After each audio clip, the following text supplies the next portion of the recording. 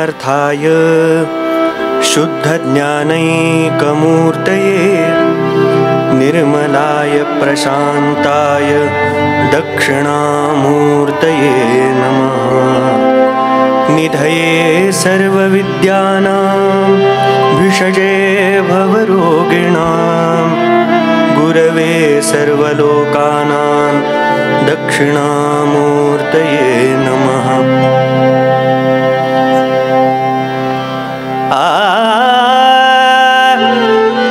ये रे कृष्णा तिरीचा बसणाऱ्या, ये रे कृष्णा तिरीचा बसणाऱ्या, ये रे कृष्णा तिरीचा बसणाऱ्या, ये रे कृष्णा तिरीचा बसणाऱ्या, ये रे कृष्णा तिरीचा बसणाऱ्या, ये रे कृष्णा तिरीचा बसणाऱ्या, ये औदुंबरी बसणाऱ्या, ये रे औदुंबरी बसणाऱ्या, औदुंबरी बसणाऱ्या, औदुंबरी बसणाऱ्या,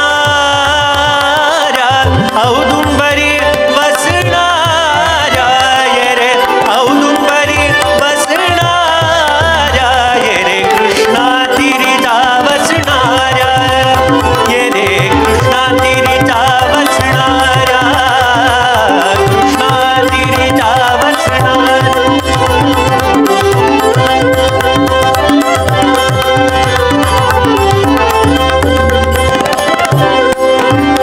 ये रे काशायांबर घेणाऱ्या, ये काशायांबर घेणाऱ्या, ये काशायांबर घेणाऱ्या,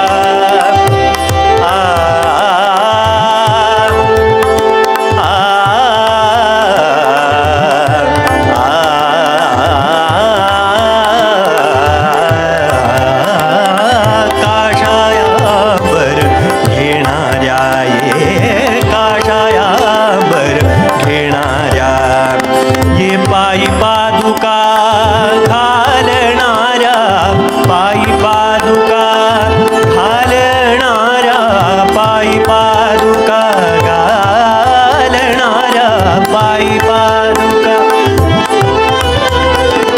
ये रे पायी पादुका घालणाऱ्या,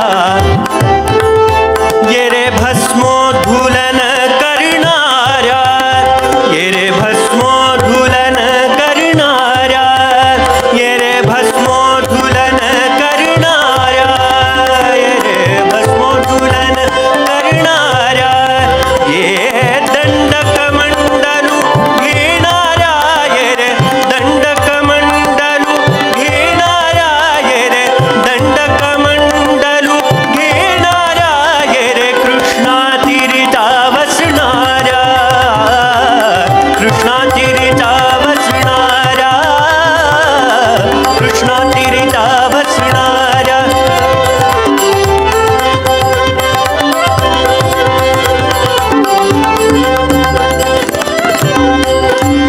ये स्वभक्त संगे असणाऱ्या,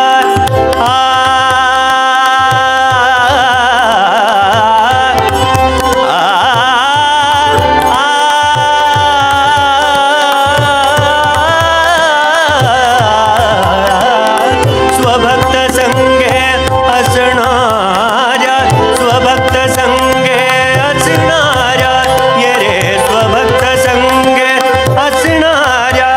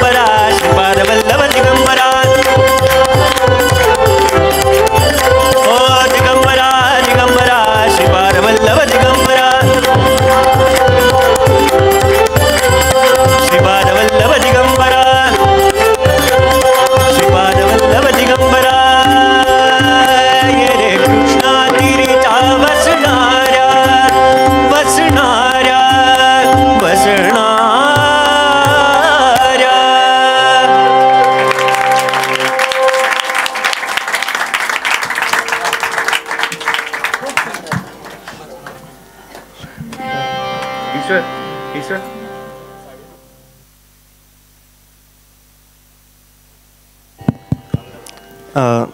सगळ्यांनी लक्ष द्या हो. उद्या प्रवचन सकाळी 9:30 ते 12:30 या वेळेत होणार आहे आणि उद्या संकष्टी असल्यामुळे उपवासाचा महाप्रसाद दुपारच्या वेळी असणार आहे. तर संख्या कळावी याकरता खाली आपली नोंदणी द्यावी जे कोणी येतील त्यांनी. धन्यवाद.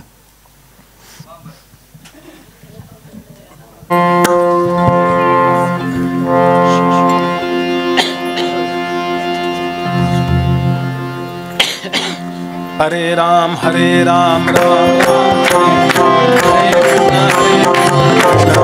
हरे हरे हरे हरे राम राम राम हरे हरे हरे हरे राम हरे राम राम राम हरे हरे हरे हरे हरे राम हरे राम राम हरे हरे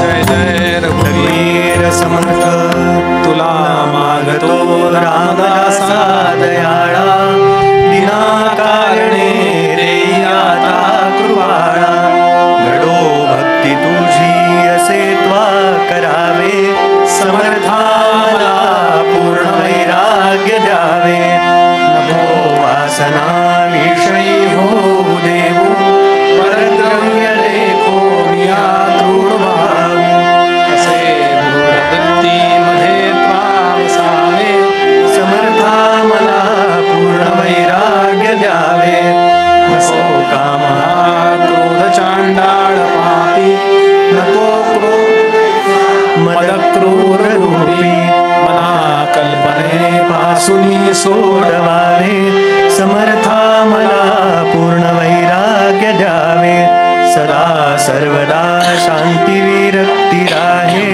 हरी कीर्तनी चित्त माझे वसोहे अखंडित अध्यात्म करणी पडावे समर्था मला पूर्ण वैराग्य द्यावे असे मूढ मी काही माते कळेना कधी दास दास्यत्व तुझे घडेना शिरी हस्त ठेवून दुःख हरावे समर्था मला पूर्ण वैराग्य द्यावे सदा संगती सज्जनाची असावी मती दुर्मती काही कोठे नसावी मनी लोचनी रामरूपा पाहावे समर्था मला पूर्ण वैराग्य द्यावे असे आवडी अंतरी दर्शनाची परिभाग्य ही नामला भेटी घ्यायची करी प्रार्थना दीनवाणी स्वभावे समर्था मला पूर्ण वैराग्य द्यावे खरा दास बोधी असे भाव माझा मना माझी हा लागला ध्यास तुझा म्हणे उद्धव सूत हाती धरावे समर्था मला पूर्ण वैराग्य द्यावे जय जय रघुवीर समर्थ श्रीराम जय राम जय जय राम श्रीराम जय राम जय जय राम श्रीराम जय राम जय जय राम. समाजामध्ये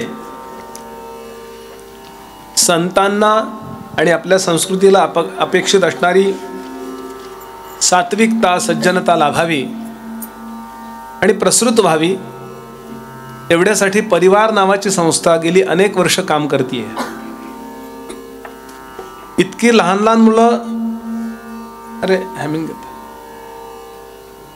मोठ्या लोकांना सुद्धा कंटाळा येईल असा वेदांत ऐकायला बसतात आणि एकाग्रतेनं ऐकतात. हे सगळं श्रेय कोणाचं असेल तर परिवार संस्थेचं आहे.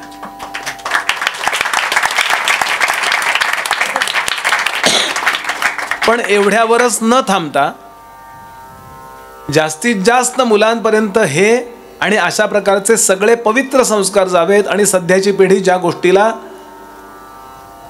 ज्या गोष्टीपासून तुटल्यासारखी झाली आहे, वंचित आहे, त्यांच्यापर्यंत हे पवित्र विचार पोहोचावेत याकरता ही परिवार नावाची संस्था सृजनानंद नावाची एक योजना घेऊन आलेली आहे. गेल्या वर्षीच ते सुरू झालेलं आहे.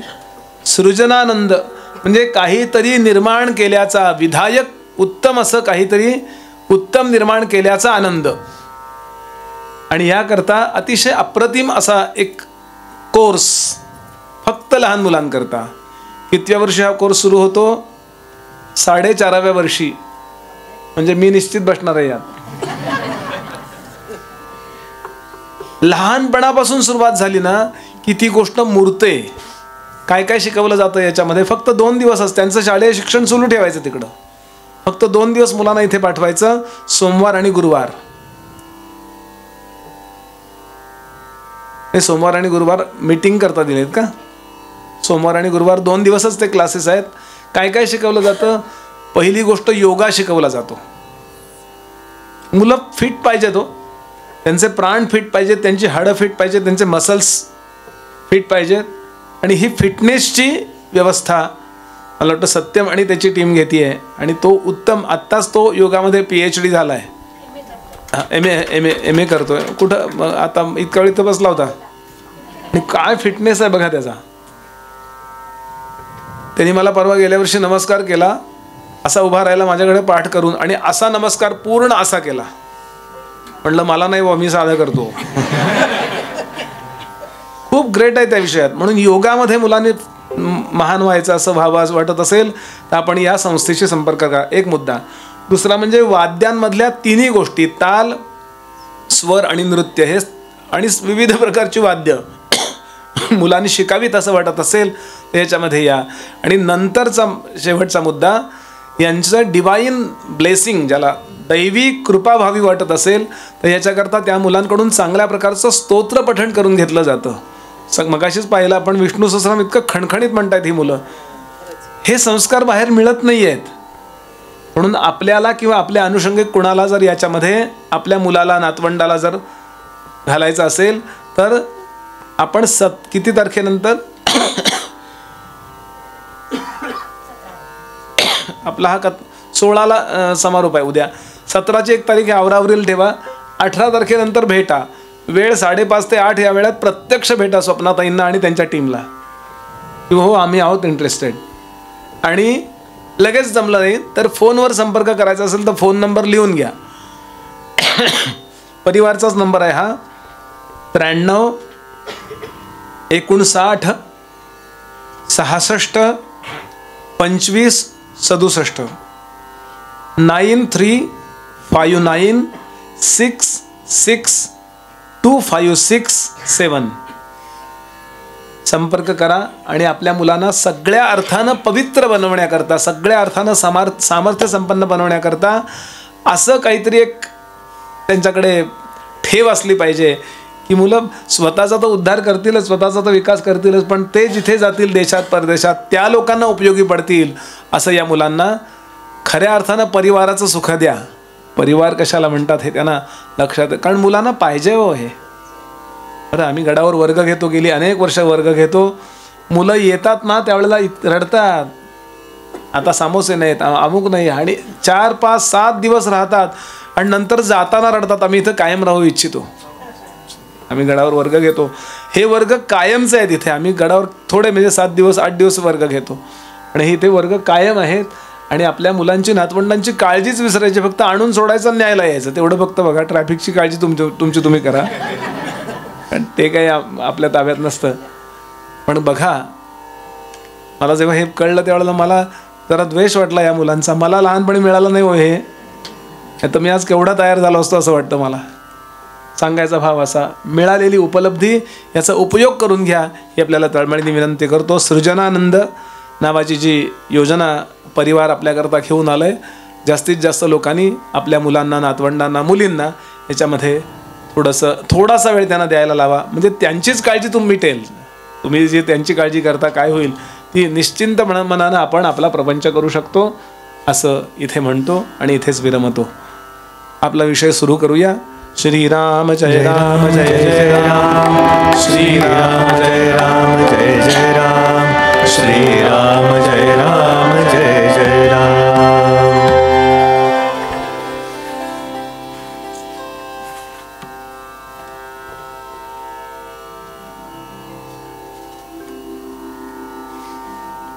जगण्याची कला समर्थ आपल्याला शिकवत आहेत. तुम्हाला मला रोजच्या जीवनामध्ये अनेक वेळेला काही कर्म अशी करावी लागतात, त्याला पाप असं म्हटलं जातं बाहेर. रागवायचे मला माझ्या विद्यार्थ्याला, पाप आहे, अंतःकरण दुखावलं ना. एक माणूस आमच्या पांडुरंग शास्त्रींकडे आला आणि तो म्हणला, महाराज तुम्ही आज भयंकर पाप केलं प्रवचनात. ते म्हणले, काय रे बाबा, दुसऱ्याचं अंतःकरण दुखावणं पाप आहे की नाही? म्हणले, हो पाप आहे. तुम्ही आज प्रवचनात दारू पिऊ नये म्हणालात, केवढं मला वाईट वाटलं. म्हणला शास्त्रीबा म्हणाले, देव करून माझ्याकडनं अशी पापं रोज घडवत. काही वेळा कर्तव्य म्हणून काही गोष्टी कराव्या लागतात, पर चांगलं म्हणून सुद्धा करतो, ते पण इन्व्हॉल्वमेंटला कारणीभूत होतं, एन्टँगलमेंटला. तेव्हा जगावं कसं आहे ना. त्या दक्षिणेतले ते महाराज आहेत, त्यांची आहे बघा ती काय जगण्याच्या कला, काय इंग्लिशमध्ये म्हणतात, आर्ट ऑफ लिव्हिंग. ते आर्ट ऑफ लिव्हिंग हजारो वर्षापासून आहे, त्यांनी फक्त मॉडिफाय केलंय. चांगलंच आहे बरं ते, मला आदर आहे त्यांच्याबद्दल. पण आर्ट ऑफ लिव्हिंग, जगण्याची कला, सगळ्यात राहायचं आणि पुन्हा नाही राहायचं. परवा मी तो संगीतातलं तो एक पद ठेवलं होतं, कविता, की रंगुनी रंगात साऱ्या रंग माझा वेगळा, गुंतनी गुंत्यात साऱ्या पाय माझा मोकळा. हे जेव्हा त्या श्रोत्यानं ऐकलं, तो म्हटलं, खरं आहे का हे महाराज? ही ओवी आपण पाहिली आता. मग असं म्हणलं तर सगळेच जण तसे मानायला पाहिजेत. समर्थाने याचं उत्तर द्यायला सुरुवात केली आणि सांगतात, असं नसतं रे. हा मनुष्य प्रपंचात आहे किंवा सगळ्यांच्यात आहे आणि सगळ्यांच्या मध्ये रमलेला आहे का नाही रमलेला हे ओळखायला तसा मनुष्य लागतो. योगी ओळखावा योगेश्वरे. याचं सोंग घेता येत नाही. साधू कसा असतो, आत्मज्ञानी कसा असतो, ओवी ऐका. तैसा साधू आत्मज्ञानी, बोधे पूर्ण समाधानी, विवेके आत्मनिवेदनी, आत्मरूपी. याचं प्रॅक्टिस करावं तेवढं कमी आहे. पण जर करायचं झालं तर आपल्यासमोर काहीतरी आदर्श असले पाहिजेत. याच्याकरता एक गोष्ट, श्रावण महिना आहे, पैठणला एकनाथ महाराज राहत आहेत. उद्धव काही महत्वाचं घरचं काम आहे, सोयर आलंय, सोतक आलंय म्हणून गावाला गेलाय. आणि श्रावण महिन्यामध्ये ग्रामदेवतेला नैवेद्य अर्पण करण्याची जबाबदारी नाथांवर येऊन पडली. काही वेळा असं होतं की स्वतःलाच राबावं लागतं. पुष्कळ लोक असतात पण ऐन वेळेला यारुईला कुणीच नाही. असं होतं ना, का आपल्याही जीवनात होतं. 10 नोकर असतात पण त्या दिवशी काही वेळा होतं असं. म्हणून उद्धव तिकडे निघून गेलाय, एकनाथांच्यावर जबाबदारी आली. आपलं पक्ष नाही काय हे नैवेद्य अर्पण करण्याची. पाऊस आत्ताच पडून गेलाय, गोदावरीला भरपूर पाणी आहे. आणि नाथ महाराजांनी चांदीचं ताट घेतलं, त्याच्यावर पत्रावळ ठेवली, सगळी पंचपक्वान्न वाढून घेतली आणि निघाले. नैवेद्य अर्पण केला, परत आले. स्वच्छ धुतलेलं ताट गिरिजा देवींच्या जवळ दिलं. गिरिजाबाईंनी पाहिलं, माशांना अर्पण केलं का? नाही. देवी जेवली. पलीकडं कसं गेलात? पाणीमध्ये गोदावरीला पाणी, मी म्हणते श्रावण महिन्यात तेव्हा पाऊस असायचा, आणि दुथडी भरून पलीकडे कसं गेला? नौका वगैरे आता नाही आहे. ते म्हणाले, मी तिला म्हणालो गोदावरीला, मी जर कडकडीत ब्रह्मचारी असेल तर मला पलीकडे जायला रस्ता दे. आणि गिरिजाबाई खुदकन हसल्या. हसलात का? नाही, हे लोकांना सांगा, मलाच सांगताय तुम्ही. हे नाथांच्या चरित्रात कथा आहे. तिला एक माहिती आहे की नाथ जर काही बोलले तर त्यामध्ये काहीतरी भेद आहे, त्यामध्ये काहीतरी वर्म आहे. तुम्हाला काही कळत नाही असं त्या काळात कधी पत्नी आपल्या पतीला, कारण पती नसायचा तसा होत ते पण.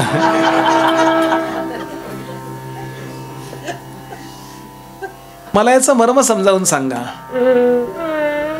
सांगेन म्हणाले. सगळ्या प्रश्नाची उत्तरं लगेच द्यायची नसतात. एक 8 दिवस गेले, 15 दिवस गेले आणि एक दिवशीचा प्रसंग आहे. नाथ महाराजांचं जेवण झालंय. पूर्वीच्या पद्धतीप्रमाणे घरात कोणीतरी वाढायला थांबायचं. ही फार खासियत होती बरं का. हे पुन्हा पुन्हा का सांगतो मी आपल्याला, त्यामुळं काय होतं, जेवणाऱ्याला गरम गरम मिळतं आणि वाढणारा उजव्या हाताने वाढतो. उष्टमाष्ट होत नाही. बऱ्याच बारीक बारीक गोष्टी आहेत आणि हे समर्पण मी माझ्या पतीकरता, मी माझ्या सासऱ्यांकरता, मी माझ्या लोकांकरता केलं पाहिजे, ही बूज स्त्रियांच्या मध्ये पण होती. आज काही वेळा उलटही होतं. काय तिची अडचण आहे किंवा काही मासिक पाळी आहे तेव्हा नवऱ्याला स्वयंपाक करायला तो वाढतोय. पूर्वीचा काळ आठवा. हे चूक आणि हे बरोबर ठरवायचा आपल्याला काही अधिकार नाहीये. काय होतं त्यातलं काय घेण्यासारखं आहे ते ठरवावं. आणि जेवणं झाली आहेत नाथांची, सगळ्यांची म्हणजे पुरुष मंडळींची जेवणं झाली आहेत आणि गिरिजाबाई जेवायला बसल्या. त्यांच्या सेविका आहेत त्या पण बसल्या. आणि पूर्वीच्या काळी अशा बसत असतात स्त्रिया जेवायला. जुना काळ आठवा. आणि नाथ महाराज आता हात धुवून हात अंचवून गेले तिकडे आणि त्यांच्या घरात तलवारी होत्या नाथांच्या. ते तलवार ढाल असते ना, 2 का असतात माहिती आहेत का? एक त्यातली स्त्री तलवार असते आणि एक पुरुष तलवार असते. बऱ्याचदा काही वेळा सेमही असतात. स्त्रियांना चालवता आली पाहिजे तलवार अशा तलवारी असतात. आत्ताच मी नागपूरला एकांच्याकडे गेलो होतो, त्यांच्याकडे मी पाहिलंच ते, मी काढून बघितलं तलवार. ही बुवा म्हणे स्त्री तलवार म्हणजे थोडीशी हलकी, आणि ही पुरुष तलवार. त्यांनी एकमेकात भांडण्याकरता वापरायची नाहीये.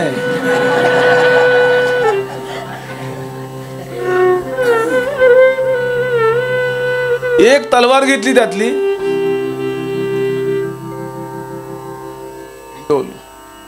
शेंडी मोकळी सोडली, कपाळाला जे कुंकू होतं ते असं फिसकटवलं आणि एकदम रागावून आले. गिरीजे जवळ आले. जेव लवकर, जेव लवकर, मारूनच टाकतो तुला, मारूनच टाकतो तुला. थरथर थरथर आणि लाल बुंद डोळे झाले. नाथ महाराज कधी जीवनात रागावले नव्हते हो. नाथांनी रागवावं म्हणून पैजा लागायच्या. रागवावं म्हणून, आणि कधी रागवायचं नाहीत ना, शांत. म्हणून शांती ब्रह्म एकनाथ अशी जोशींची कादंबरीच आहे. शांती ब्रह्म, कधी रागावणं म्हणून नाही. काही लोकांनी प्रयत्न केला रागवण्याचा, मी त्या गोष्टी सांगण्यात वेळ घालवत नाही. आता रागावले तो. आता गिरिजाबाई हे अजून पुरणपोळी वाट का पुरणपोळी. कधी न रागवणारा मनुष्य रागावला की माणसं जरा कौतुकानं पाहतात ना त्याकडे. म्हणजे विशेष वाटतं ना, अप्रूप वाटतं. कधी न रागवणार घाबरतात. नेहमीच चिडचिड चिडचिड करतात ना, ते कुत्र सुद्धा अल्सेशन असं करून बघत नाही ना. माझ्यापेक्षा तेच जास्त भुंकत असतात. म्हणजे आपल्या रागावण्याला सुद्धा किंमत यावी वाटत असेल तर थोडंसं ते महाग करत चला. कळलं का? बघा, रागावणं सुद्धा. आणि ते काही लोक नाही का कायम टिपेलाच असतो आवाज त्यांचा, काही कुणी बघत नाही, परिणामच नाही. नाथ रागावलेले, जेव जेव लवकर, जेव जेव. कल्पना करा डोळ्यासून, काहीतरी माझं चुकलंय. इतक्या शांती ब्रह्म एकनाथाला मी तलवार हातात, खूप चुकलं. रडत रडत अजून काय पुरणपोळी, तूप घाल घे तू, तिला तूप घाल वाथ पुरणपोळी. भात घे, भात घे, भात घे, ताक ताक ताक भात घे. वाढणारी पण घाबरत घाबरत वाढते. नाथ रागावलेत का? झालं जेवण. नाथ महाराज तलवार ठेवून देतात. जाऊन परत बसले. पुन्हा शेंडी, पुन्हा नॉर्मल चेहरा. अभिनयासारखंच हो. विंगेतनं बाहेर आल्यावर कसा येतो तो, इथे गेल्यावर असं संभाजी छावा आला ना ते. पण ऍक्टिंग संपल्यावर कट, लगेच औरंगजेब आणि संभाजी एकत्र चहा प्यायला बसले बरोबर. त्याचा फोटो पाठवला मला एकाने, म्हणजे त्यातलं पार्ट काम करणार आहे. एकदम गिरिजाबाईंनी हात अंचवले, धुतले स्वच्छ, आणि रडत रडत घळघळ घळघळ पाणी वाहत आहे, घळघळ पाणी वाहत आहे. जाऊन चूक लगेच सुधारली पाहिजे, लक्षात घ्या. You must correct your offence there and then only. लगेचच्या लगेच चूक सुधारतो तो मोठा होतो. उद्या बघू. जातात ना चालायला लोक, अगदीच नाईलाज झाला तर चालायला जायचं. मॉर्निंग नाही, मॉर्निंग वॉक नाही. महान व्हायचं असेल तर स्वतःला नियम लावूनच घ्या. मी फिटनेस ठेवेन, मी रोज चालायला जाईन. ठरवणारे खूप आहेत हो. 1 ते 5 जानेवारी केवढी गर्दी असते माहितीये. 6 तारखेपासून बघावं पुढं काय होतंय. आपण झुंझुनवालांची मुलाखत बघा, मी गंमत नाही करत आहे.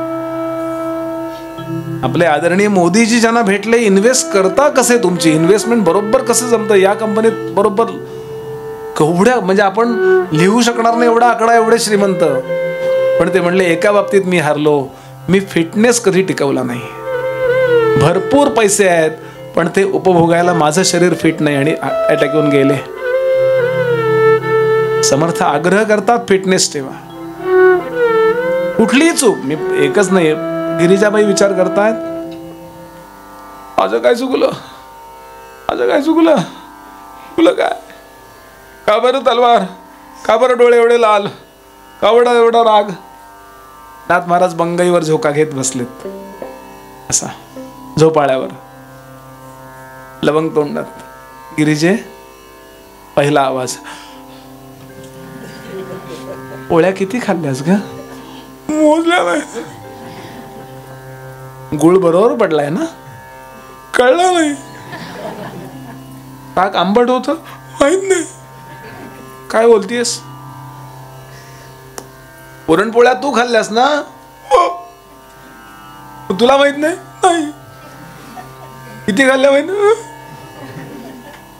कसं काय खोटं बोलतीयस, तू खाऊन सुद्धा नाही खाल्ल्या म्हणतीयस.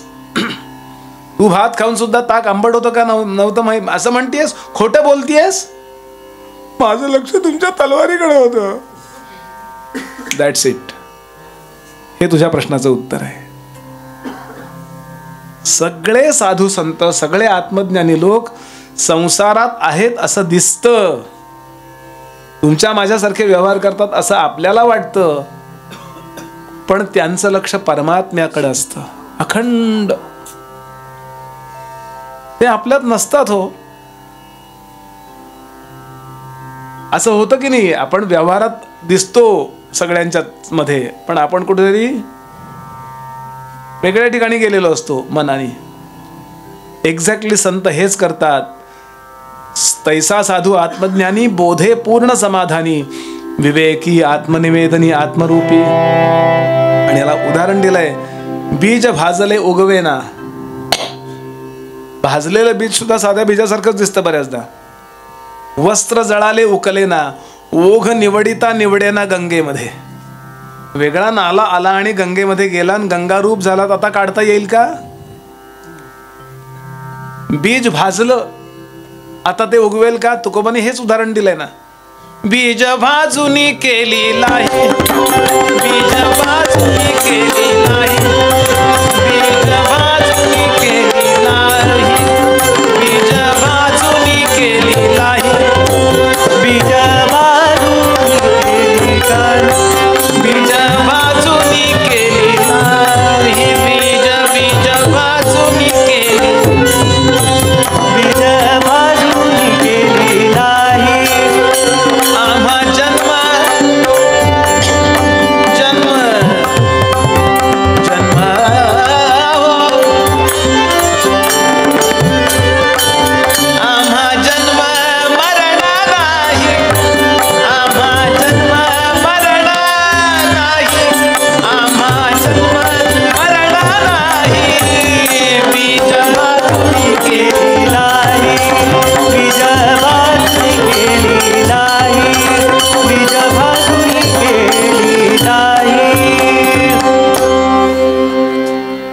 ज्वारीच्या लाह्या करतो ना आपण, लाह्या पेरल्यावर ज्वारी येईल का हो? एकाने ज्वारी नाही मिळाली तर म्हणलं असू देत, लाह्या केल्यात ना त्या शेतात पेरल्या, काय येईल त्याच? येणं येईल ना. चित्तामध्ये जोपर्यंत मला अमुक मिळावं अशा वासना आहेत, कुठल्याही असोत त्या, तोपर्यंत पुन्हा पुन्हा देहधारण करावा अशी इच्छा होणार आहे. दोन शक्ती काम करतात आपल्यामध्ये, लक्षात घ्या. म्हणजे आत्ता या मुद्द्यापुरतं बोलतोय, तशा बऱ्याच गोष्टी आहेत. एक इच्छाशक्ती असते आणि प्राणशक्ती असते. सज्जनांची इच्छाशक्ती संपवून टाकतात ते.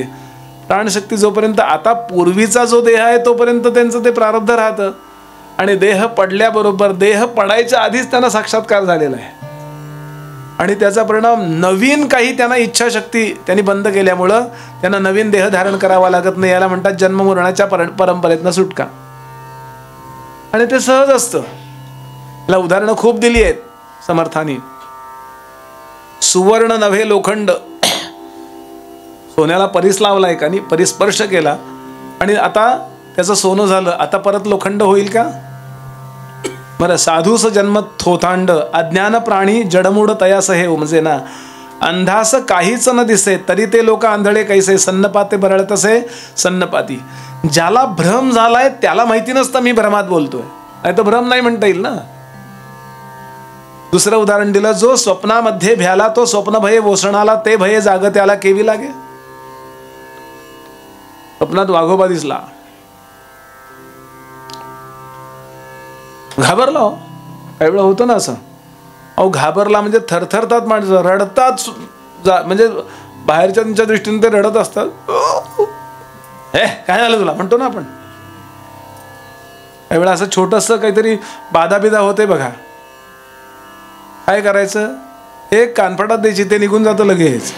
हे उदाहरण आहे, म्हणजे मोठ्या माणसाबद्दल म्हणत नाही बरं. हे भूतप्रेतांना नाही आवडत ते कानफटात दिले, त्याला वाजते कानफटात, तो आलाय तिथे सुख भोगायला. एवढे पूर्वी एवढाच दणका असायचा नाही काय का. परवा ते व्हॉट्सअपवर आलं होतं, हल्ली काय स्मरणा करतात, शंखपुष्पी काय घेतात, बदाम काय घेतात, एक कानफटात सगळं आपल्याला आठवण करून द्यायची की नाही. गंमत सोडून द्या यातली. जागा झाला, जागा झाल्यानंतर स्वप्नातली भीती आहे का? एक गंमत म्हणून दृष्टांत आहे का, फार खूप छान गोष्ट आहे. स्वामी समर्थांची गोष्ट आहे. स्वामी समर्थ अक्कलकोटला असायचे, तर कुणाचंही प्रवचन कीर्तन असले की पहिल्या रांगेतले पहिले श्रोते स्वामी. आता मध्ये ती गोटी वगैरे असायची, आठवलं का त्यांचा स्वस्तिक आसन, अशी गोटी खेळण्याची. कशा करता, हे ब्रह्मांड माझ्या हातात आहे थोडक्यात. ही गोटीसारखी पृथ्वी धरलेली आहे मी, सगळे ग्रह धरलेले आहेत, म्हणून त्यांना अनंत कोटी ब्रह्मांड नायक म्हणतो. सगळेच साधू संत तसे, लक्षात घ्या.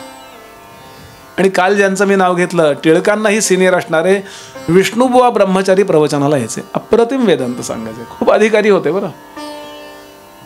आपल्या कन्सेप्ट क्लिअर असल्याशिवाय आपण प्रतिपादन करू शकत नाही. यात कॉपी पेस्ट करता येत नाही. वेदांताचं सोंग करता येत नाही, जसं पैशाचं सोंग करता येत नाही. संगीताचं सोंग करता येईल का? आलं तर आलं, नाही तर नाही आलं. मला परवा एकाने विचारलं, तुम्ही असं असं काय करता गाताना? म्हणलं हे म्हणायचं होतं मला, असं म्हणतो मी. म्हणलं सोंग नाही करता येत ते. तसं वेदांताचं सोंग नाही करत. तुमच्या कन्सेप्ट जेवढ्या क्लिअर आहेत तेवढ्या, किती क्लिअर करत गेलात तरी असं वाटतं गेल्या वर्षीपेक्षा यावर्षी मी क्लिअर आहे, याच्यापेक्षा पुढे. असं होतच प्रत्येक अभ्यासकाचं. विष्णुबुवा अप्रतिम बोलायचे, पण ते शब्दज्ञान होतं. शब्दज्ञान चांगलं होतं, पण ते फक्त शब्दज्ञान होतं. आणि स्वामी समर्थ साधे हो, काही बोलायचे नाहीत, खूप कमी बोलायचे स्वामी. आणि लोक यांना नमस्कार करायचे, गावातले त्यांनाही नमस्कार करायचे. यांनी काही गैरसमज करून घेतला, नमस्कार घ्यायचाय म्हणून माझ्याजवळ बसतो. अज्ञानी व्यक्तीला काय कोणाबद्दल, आपल्याला तर स्वामी समर्थ माहिती आहेत म्हणून आपण आदर देतो. आपल्या शेजारी बसलेला स्वामी समर्थ आहे असं जर आत्ता वाटतं का? तसं आपल्यात असलेलं नाही वाटत. पण नंतर केव्हा तरी त्याची आरती, हो हा इतका मोठा आहे, हो असं होतं. यांना वाटायचं काय जे काय. एकदा लोकांसमोर माप काढण्याकरता हे म्हणाले, स्वामी मी सांगितलं ना आता ब्रह्मज्ञानाबद्दल, सांगा बरं ब्रह्म म्हणजे काय? स्वामी काही बोलले नाही. काही बोलले नाहीत. कारण अनिर्वाच्य असणारं ते तत्व आहे, बोलता येत नाही. त्यांची अर्धोन्मिलित नेत्र असायचे नेहमी स्वामींचे. असे पूर्ण उघडे आहेत आपले डोळे बघा, इथपर्यंत पापडे आहेत, त्यांचे अशा अर्ध्या असायच्या. असं कारण समाधीतच असायचे ते. फक्त प्रोटोकॉल म्हणून ते कीर्तनाला प्रवचनाला बसायचे, लोकांना आदर्श राहावा म्हणून. मी सुद्धा बसतोय, तुम्ही बसा, यातच कल्याण आहे.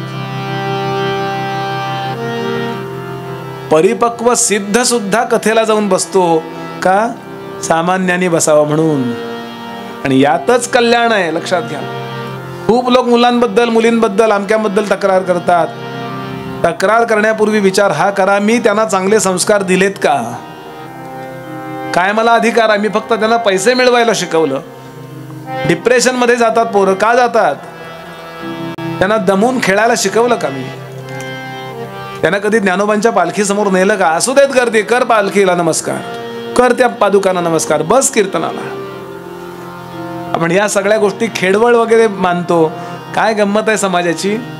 सकाळच्या वेळेला कुत्र्याची साखळी घेऊन पळायला जाणारा कुत्र्याच्या कामा करता तो पुढारलेला, आणि सकाळच्या वेळेला माळ घेऊन बसलेला पुरसटलेला. ठीक आहे, ते तुम्ही करा, नाही असं नाही.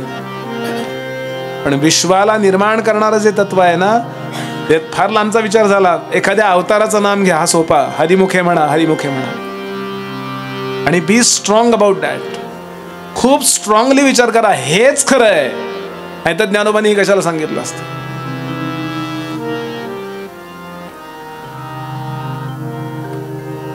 स्वामी बोलायचे नाहीत. आता यांना बोलत नाही म्हणजे येन भरू दिला, हेतच नाही हो, बोलणार कुठलं. 1 दिवस गेला, 15 दिवस ब्रह्मसूत्रावर प्रवचन, 2 दिवस गेले, 3 दिवस गेले. रोज प्रवचन झाल्यावर यांचा रोजचा नियम, मग स्वामी ब्रह्म म्हणजे काय कळलं का? सांगा बरं, ब्रह्म म्हणजे काय? काही बोलायचं नाही, काही एक शब्दही नाही. यांनी गैरसमज करून घेतला, नुसता बुवाबाजी करणार आहे. येतही कुठं काय? अरे अभ्यास करावा लागतो त्याला वेदांताचा, असं मनात चाललंय, बोलले नाहीत. इगो 3 प्रकारचे सांगितलेत ना, बिलो इगो, नॉर्मल इगो आणि बियॉन्ड इगो. बिलो इगो म्हणजे कोणाशी कधी कुठल्याही भाषेत, अर्वाच्या भाषेत भांडू शकतात. त्यांना काही आपल्या स्टेटसचं काही पडलेलं नसतं. रस्त्यात आई माईवरून शिव्या कोणी देतात ना, ते हा बिलो इगो, अत्यंत निम्न दर्जाचा अहंकार. एक नॉर्मल इगो, तुमचा माझा आहे आतमध्ये, पण कळू देत नाही. पण अगदी नाईलाज झाला तरच तो येतो बाहेर. आणि एक बियॉन्ड इगो, जगाच्या कल्याणाकरता संतांनी सांभाळलेला अहंकार. हे तर बोलूच शकणार नाही. हा जो नॉर्मल इगो होता, त्यामुळे ते बोलायचे नाहीत काही. कोण? विष्णुबुवा ब्रह्मचारी. पण एक वाक्य बोलायचे, ब्रह्मज्ञानाबद्दल बोला ना स्वामी काही. एवढं प्रवचन ऐकलं, 1.5-2 तास बोला काही. लोकही बघायचे स्वामींकडं. सामान्याला काही पडलं नाही, स्वामींना नमस्कार, त्या कीर्तनकार प्रवचनकाराला नमस्कार, जायचं. आणि 15 दिवस चाललेली प्रवचन, 1-2 दिवस राहिलेत. विष्णुबुवांचा मुक्काम एका धर्मशाळेत होता, कुणी राहत नव्हतं जवळपास. आणि त्यांचं सोहळं ओळं अमकं तमकं खूप होतं, स्वतः स्वयंपाक करायचे. आणि एकदा असेच झोपले होते, प्रवचन संपत आली, झोपले होते. पहाटे 3ला एक स्वप्न पडलं, आणि स्वप्नामध्ये हजारो विंचू त्यांच्याकडे चालत येत आहेत असं त्यांना दिसलं. आणि एकदम घाबरले, करून घाबरले. आणि पाहिलं तर अरे काहीच नाही, हा बरं वाटलं. झोपले. परत उठले. अर्धा-पाऊण तासांनी आंघोळ केली, संध्याकाळी प्रवचनाला बसले. छान प्रवचन झालं. असं रंग नावाची देवता कृपा करते ना, तेव्हा ती करतेच करते. आणि काही वेळा नाही म्हणजे नाहीच करत कृपा, ती ठरवते. तर वेगळंच आहे बरं हे सगळं. तुम्ही शहाणे असाल म्हणून त्या दिवशी रंगेलच असं नाही. त्यातले आहेत त्यांना कळेल मी काय म्हणतोय. असं एखाद्या छोट्या पडक्या मंदिरात कीर्तन असताना रंगतो. परवा शिरूरला कवठ्याला गेलो होतो मी. पाऊस पडत होता म्हणून एवढ्याच्या मंदिरात कीर्तन केलं. काय रंगलं होतं त्या दिवशी. 7-8-10 लोक होते, पण मलाही आनंद झाला, सगळ्यांना आनंद झाला. काही वेळा तुम्ही काही करा, विनोद सांगा, गाणं काय काय वाटेल ते करा, नाही ती जगदंबा कृपा करत म्हणजे नाहीच करत. बसलेले लोक आहेत ना, ते सगळे कुंभकर्णाचे बाप होऊन जातात. रंगलं प्रवचन. नमस्कार करायला लोक आले अक्कलकोट मधले. स्वामी आज तरी बोला, उद्या प्रवचनाची समाप्ती, आज तरी बोला ब्रह्म. आज पाहिलं स्वामींनी, एकच वाक्य बोलले, स्वप्नामधल्या विंचवाला घाबरणाऱ्याने ब्रह्मज्ञानाबद्दल बोलू नये शास्त्री बुवा. सर्वधी साक्षीभूतम. आणि मग कळलं की इथे प्रत्यक्षात ज्ञान आहे. शरणागत झाले आणि स्वामींनी कृपा केली आणि मग ब्रह्मज्ञान झालं यांना. समर्थ ते सांगतात, जो स्वप्नामध्ये भ्याला तो स्वप्न भये ओसणाला, ते भये जागत्याला केवी लागे. म्हणून विश्व स्वप्नपद काय शोक करीसी वेड्या स्वप्नीच्या फळांचा. हे बोलतोय आपण, हेही स्वप्नात बोलतोय. हो, जागृत झालो की मग लक्षात येतं अरे. पण ऑब्जेक्टिव्हिटी आणि सब्जेक्टिव्हिटी तेव्हाच प्रूव्ह होते ज्या वेळेला सब्जेक्ट ऑब्जेक्ट पेक्षा वेगळा होतो. आपण ऑब्जेक्ट आणि सब्जेक्ट एकच झालेलं आहे आज. हा देह म्हणजे मी आहे, हे नातेवाईक म्हणजे मी आहे, हे पुणे म्हणजे माझं, हे पक्क करून टाकलंय आपण. असं नाही वाटत आहे या सगळ्यात मी आत्ता आलोय, तात्पुरता आलोय. त्या अलेक्झांडरचं सांगतात ना, त्याला कोणी त्याच्या गुरूंनी सांगितलं होतं इंडियात गेलास तर हिमालयात जा, म्हणून तो आला होता हिमालयात. आणि त्यांनी दुभाषाकडून एकाला प्रश्न विचारला, एक योगी असा बसला होता अंगावर बर्फ पडलेला. हो, आता महाकुंभात येत आहेत ना एक एक, सगळ्यांचे फोटो आपल्यापर्यंत येणार नाहीत काही. साक्षात्कारी महापुरुषाचा फोटो काढायला त्या फोटोग्राफरचं भाग्य पाहिजे की. आपल्या नशिबात ते ममतान हेच आहेत. साक्षात्कारी महापुरुषाचा फोटो सुद्धा यावा का न यावा ते ठरवू शकतो तो. फोटॉन्स आहेत ना, फोटो म्हणजे काय होतो, फोटॉन असे रिबाउंड होऊन परत येतात ना, आणि त्याचा फोटो निघतो ना. अहो, पास होऊ शकतात त्याच्यातनं. या डोळ्यानं दिसतात, पण त्यातनं आलेले किरण जे आहेत ना, ओपेक होतच नाही, ते पास होतात. प्रल्हाद महाराज होते ना आमचे साखर खेरड्याचे, साधनेतनं बाहेर आले, एक फोटोग्राफर फोटो काढले. ते म्हणले नको काढू आता रे, नको काढू रे. स्वामी चरित्र आहे प्रल्हाद महाराजांचं, नको काढू आता. खूप शांत होते बरं महाराज, कधी रागावून बोलवायचे नाहीत. गोळवलकर गुरुजी भेटायला गेले त्यांना, काय महापुरुष आहे, नागपूरला हॉस्पिटलला असताना. शांत, नको काढू रे. पण नको म्हणलं की आगाऊपणा, ते शांतपणाचा पण. टेंबे स्वामी असते तर कानफाटात वाजवली असती आणि पुन्हा आंघोळ केली असती, सोहळ्यात होतो म्हणून. मला हे समर्थ बिवर्थ कुबडी, प्रल्हाद महाराज गोंदवले का हे साधे हो. नको काढू म्हणलं तरी काढला. वर्णन आहे, फोटो आलाच नाही. कशासाठी बोलतोय मी हे सगळं? दृष्टांत देतोय मी आपल्या समोर.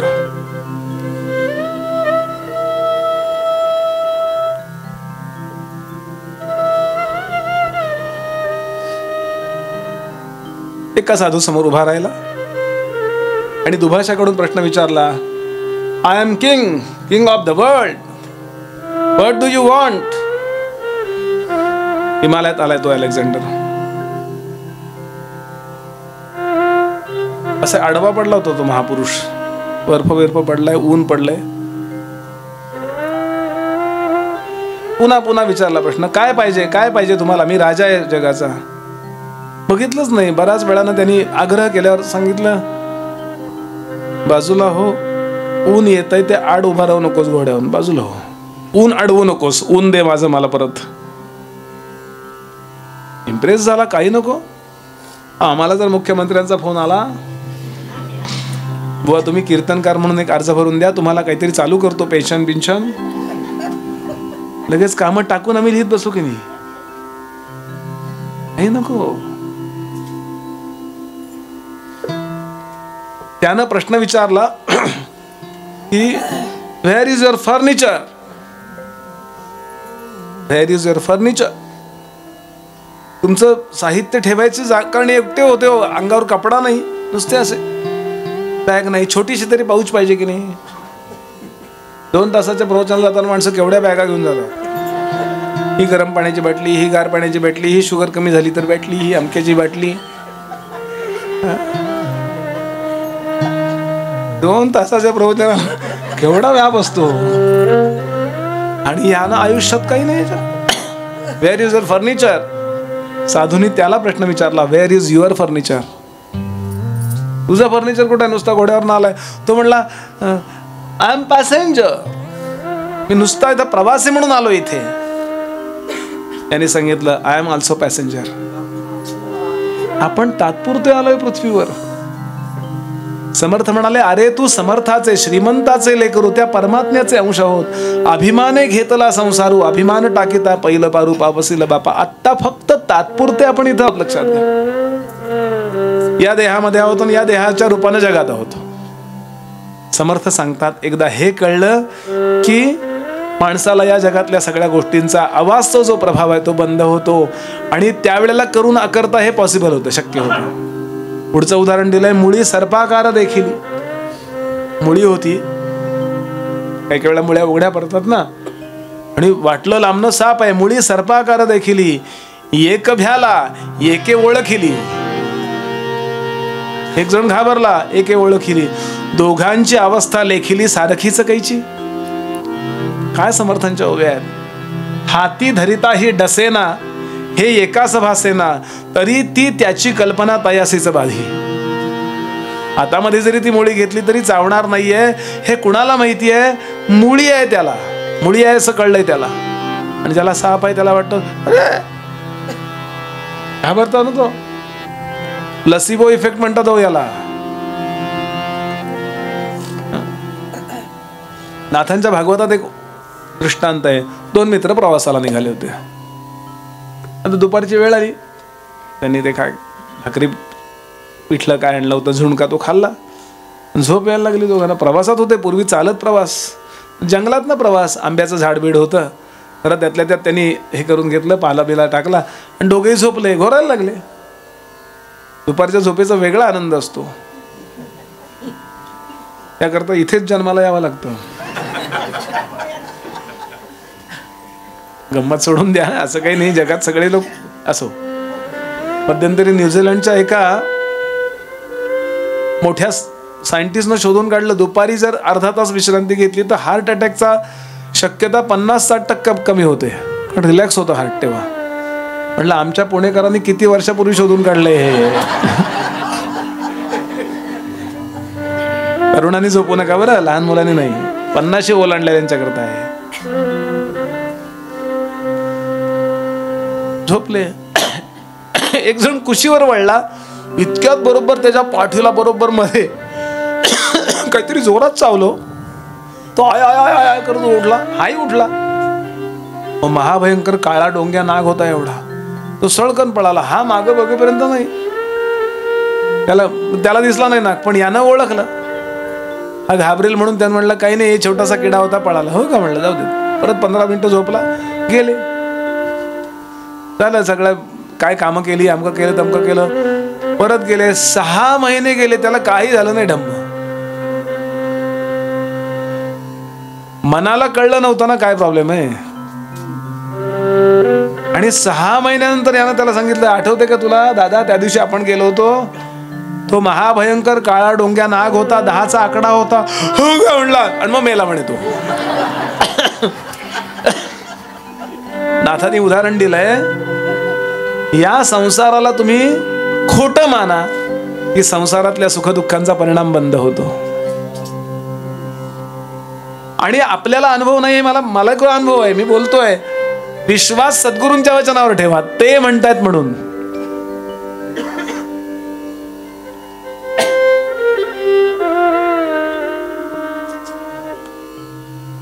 गामापानी फक्त सद्गुरू म्हणतात. आणि याला म्हणतात आप्त वाक्य प्रमाण. मला हा अनुभव नाही आहे, पण ज्ञानोबा म्हणतात म्हणून हे खरं आहे. या ज्ञानेंद्रियांच्या द्वारे, या देहाच्या द्वारे मी जगामध्ये जो इन्व्हॉल्व झालोय, हे सगळं तात्पुरतं आहे, प्रारब्ध आहे. हे पूर्वी केव्हा तरी निर्माण झालं, केव्हा तरी संपणार आहे. हे शाश्वत नाही आहे. कोण म्हणतंय? माऊली म्हणतीये. कोण म्हणतंय? रामदास स्वामी म्हणतायत. आणि याला शरण जाणं म्हणतात.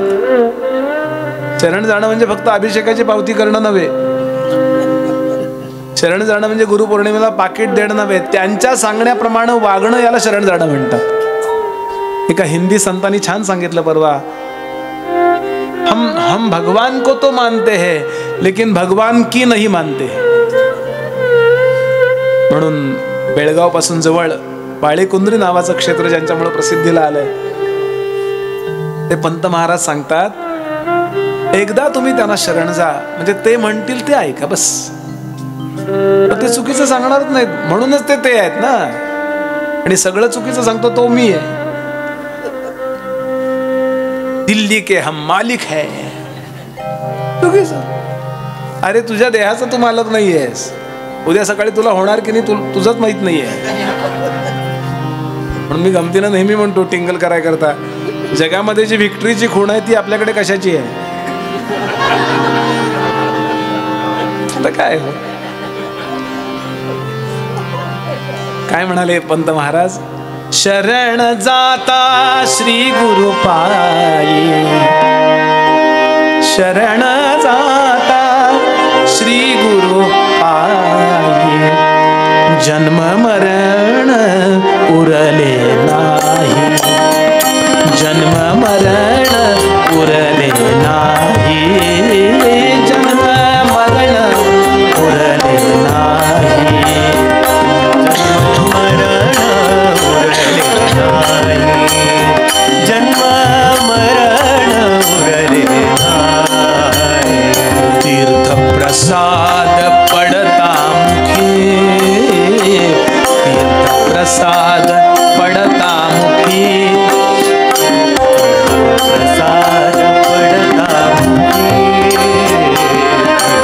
प्रसाद पडता मुखी.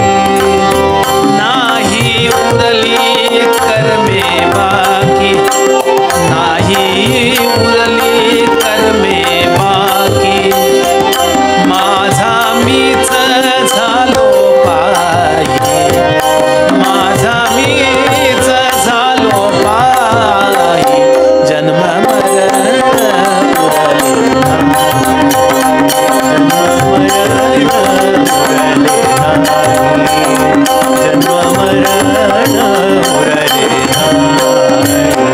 पूर्ण कृपे बोध देता, पूर्ण कृपे बोध देता.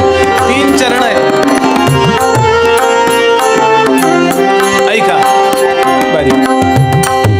पहिल्यांदा देहाला गुरूंकडे घेऊन जा, मग मनबुद्धीला त्यांच्याकडे घेऊन जा, आणि आपलं जे अंतःकरण आहे त्या अंतःकरणातला परमात्मा आहे म्हणजे जीव आहे, ती जीवदशा सद्गुरूंच्या चरणी वहा. सुरुवातीला देह, सुरुवातीला काय? तीर्थ प्रसाद पडता मुखी. हा देहाचा उपचार आहे. हा नाही उरली कर्मे बाकी, कर्म देहानी करायची आहेत. नंतर पूर्ण कृपे बोध देता, बोध बुद्धीला होतो. पूर्ण कृपे बोध बोध बोध देता, पूर्ण कृपे बोध देता.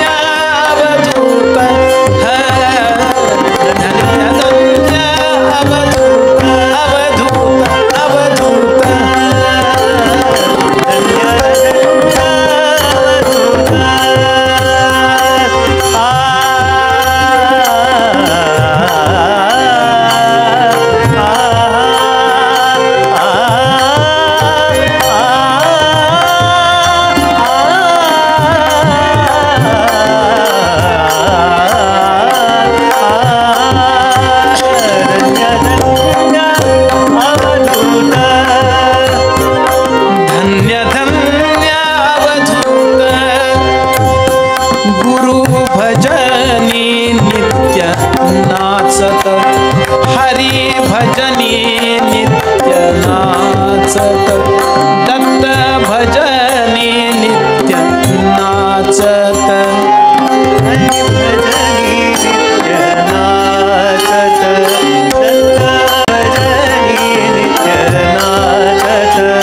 निरंजनी वनी राही, निरंजनी वनी राही, जन्म मरण उरले नाही, जन्म मरण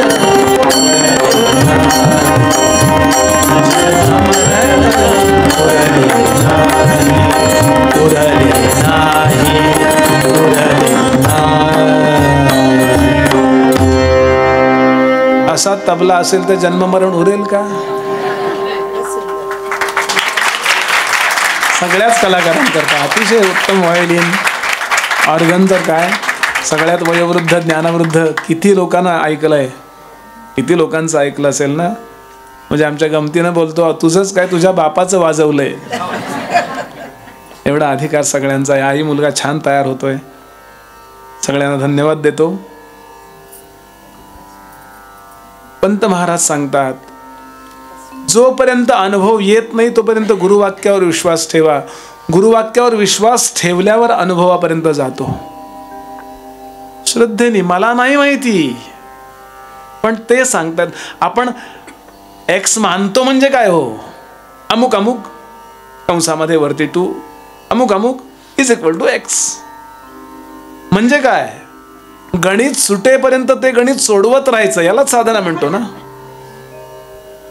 ज्या अर्थी वेद म्हणतायत, ज्या अर्थी वेदव्यास म्हणतायत, ज्या अर्थी सगळे संत म्हणतायत, त्यांच्या दर्शनाला जाणं म्हणजे त्यांच्या मेखला घालणं हार घालणं नाही हो.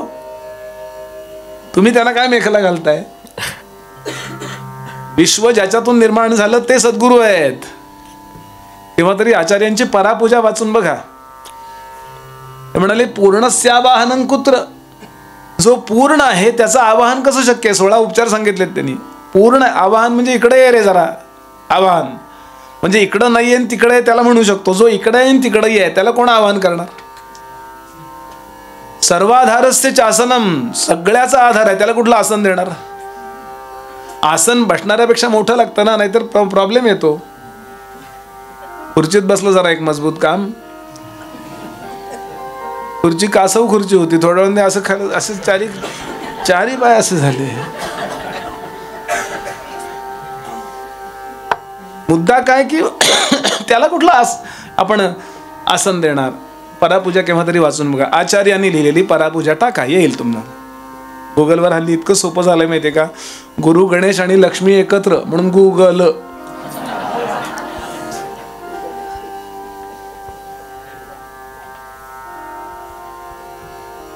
म्हणून मी त्यांना मेखला घालायची, मी त्यांना हार घालायचा, माझा हार मोठा, आणि अहो त्यांना हार घालता घालता माझा मी हार म्हणजे मी हार पत्करायचे नाही. मी उपचाराने हे सगळे उपचार करूया, कारण कृतज्ञता म्हणून उपचार आहेत. त्यांच्या वचनावर विश्वास ही त्यांची खरी सेवा आहे. ते सांगतात ना ही विश्वमिथ्या आहे. म्हणून समर्थ सांगतात 2 गोष्टी लक्षात ठेवाल. अनुभव येईपर्यंत ते सांगतात म्हणून ऐका, आणि अनुभव यायला लागल्यानंतर प्रत्यक्ष तुम्ही त्या आनंद साम्राज्याचे धनी व्हा. आता तुटला अनुमान, ज्ञानियास कळे ज्ञान, अज्ञानास जन्म मरण चुकेची ना. आता हेच मी पुढच्या समासात सांगणार म्हणाल. तेच कथानुसंधान पुढे केले परिच्छिन्न, म्हणजे परिच्छेद करून पॅरावाईज मी आय विल इंटरप्रिट. परिच्छिन्न पण सावधान सावधान म्हणे वक्ता. सावधानतेनं ऐका, प्रवचन ऐकल्यासारखं ऐकू नका.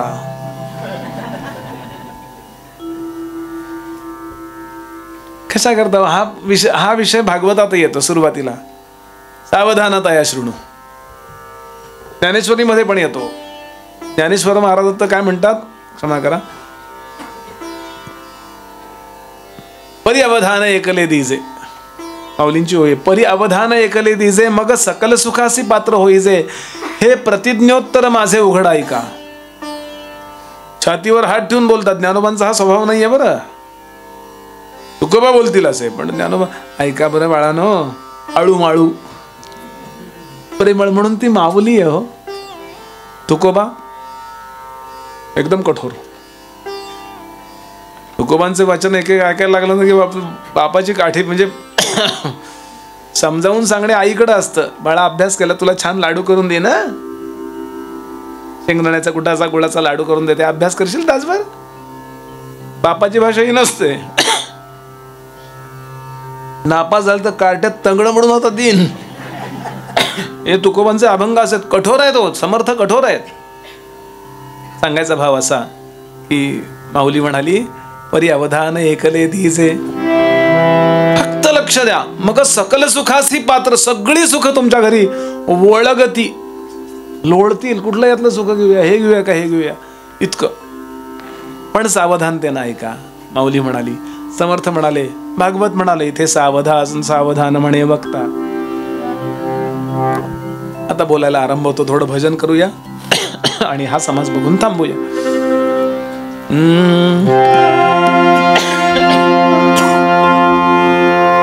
हरी सुंदर नंद मुकुंदा, हरी सुंदर नंद मुकुंदा, हरी सुंदर नंद मुकुंदा.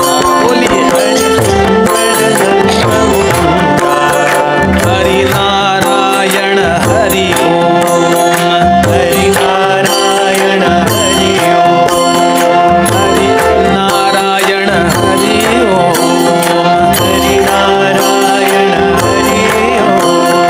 हरि केशव हरि गोविंदा, हरि केशव हरि गोविंदा, हरि केशव हरि गोविंदा, हरि केशव हरि गोविंदा, हरि नारायण हरि ओम. बोलिए हरि नारायण हरि ओम, हरि नारायण हरि ओम, हरि नारायण हरि ओम. हरि सुंदर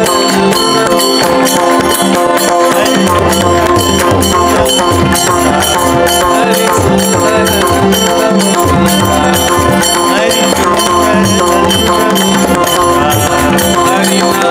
नारायण हरि हरि नारायण हरि हरि नारायण हरि हरि नारायण हरि.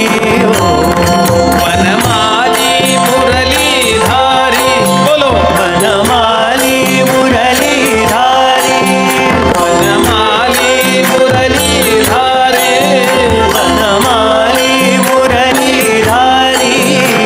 गोवर्धन गिरिवरधारी, गोवर्धन गिरिवरधारी, गोवर्धन गिरिवरधारी, गोवर्धन गिरिवरधारी. नित नित कर माखन चोरी, नित नित कर माखन चोरी, नित नित कर माखन चोरी, नित नित कर माखन चोरी. हरि नारायण हरि ओम, हरि नारायण हरि नारायण हरि ओम, हरि नारायण हरि ओम. हरि सुंदर नंद मुकुंदा, हरि सुंदर नंद मुकुंदा, हरि नारायण हरि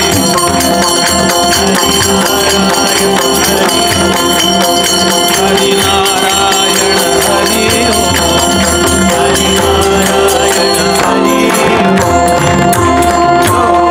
श्री राम जय राम जय जय राम, श्री राम जय राम जय जय राम, श्री राम जय राम जय जय राम.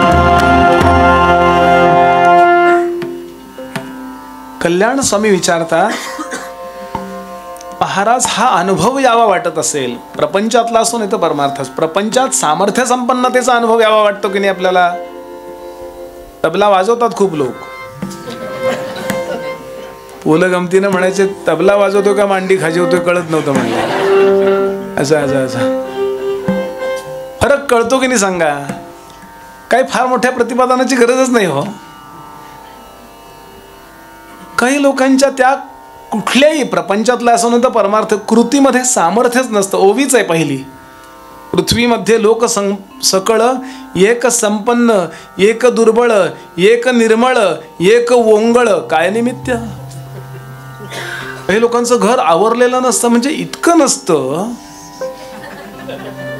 एका गावाला कीर्तनाला गेलो आम्ही, 3 जण, तबला पेटीन बुवा. हात म्हणतो ना, हा म्हणजे हार्मोनियम, त म्हणजे तबला, आमचे 2 हात. जेवायला बोलवलं, गेलो जेवायला. दुपारी भांडण कडकडून चाललं होतं दोघांचं. अंदाज नाही, ते मला न्यायला येणार होते पण पत्ता अंदाज गेलो. त्यांच्या आवाजाच्या, भांडणाच्या आवाजावरून ओळखलं हे ते घर आहे. दोघांना म्हटलं थांबा रे जरा, ते मध्ये आपण नको सापडायला. माझ्यावरूनच भांडण झालं होतं. बुवा येणार होते जेवायला, तुला काही अक्कल आहे का? टेबल का पुसलंस तू इथं, डायनिंग टेबल? बायको म्हणली ते येणार आहेत म्हणून. ते आल्यावर पुसायला काय बिघडलं तुला? आपण माझं काय चुकलं? मोबाईल नंबर लिहिला होता मी त्यांचा त्याच्यावर, धुळीवर.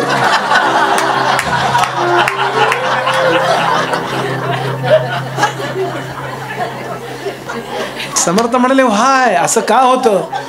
बर, केवळ कर्माने असतात नाही, काही वेळा चांगलं कर्म असून पण अनलकी असतात. का असं का? कल्याण विचारतोय, असं का होतं? कित्येक राजे नांदती, कित्येक दरिद्र भोगती, कित्येकांची उत्तम स्थिती, कित्येक अधमोद्धम. आपला महापुरुष गेला होता 3 दिवस अमेरिकेत बघा. बात है. अहो चालायला लागला तरी सिंह वाटतो की नाही? आता हे आमचं एवढं चालतंय की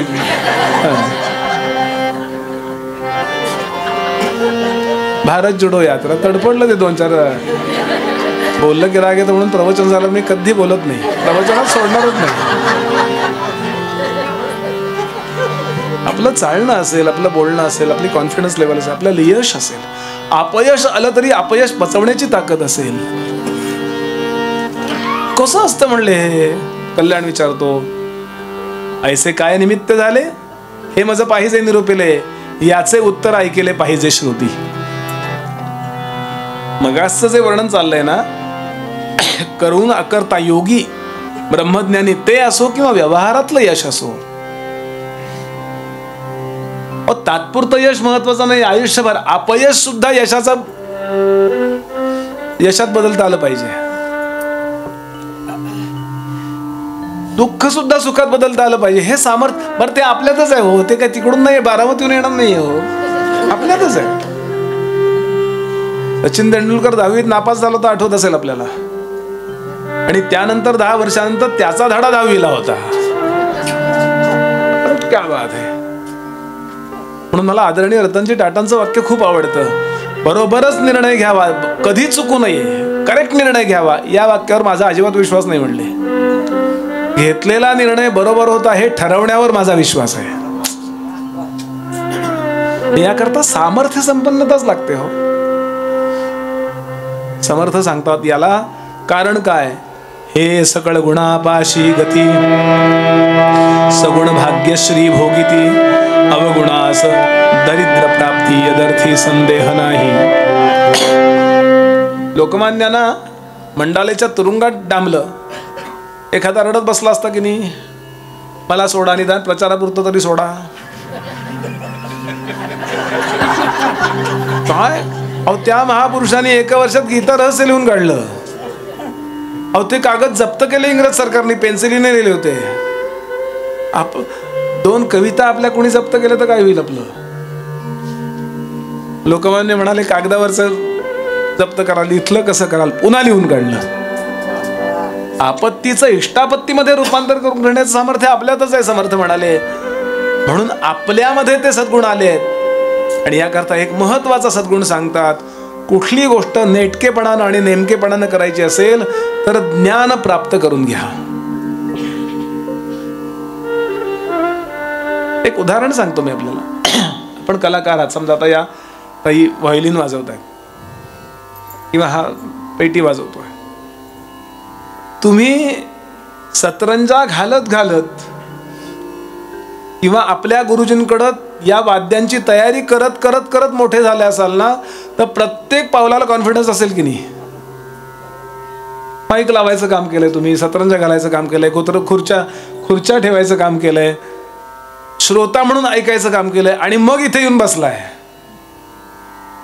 प्रत्येक कृतीमध्ये कॉन्फिडन्स असेल ना, म्हणजे तुम्हाला त्यातलं माहिती आहे,